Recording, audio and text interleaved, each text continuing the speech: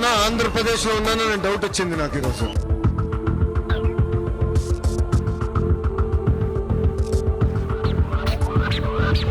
అందరూ మిమ్మల్ని ఎన్ఆర్ఐలు అంటారు.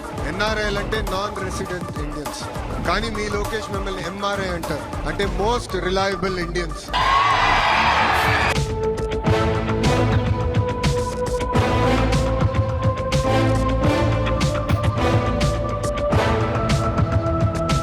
జాబ్ సీకర్సే కాదు, జాబ్ క్రియేటర్స్ గా కూడా మనం తయారవలసిన అవసరం మనందరి పైన ఉంది. దానికోసం రతన్ టాటా ఇన్నోవేషన్ హబ్ కూడా మీకు అండగా నిలబడుతుంది. మీ ఇన్నోవేటివ్ ఐడియాస్ ని పెద్ద ఎత్తున ప్రోత్సహించడానికి కూడా మేము సిద్ధంగా ఉన్నామని ఈ సభాముఖంగా మీ అందరికి తెలుపుకుంటున్నా.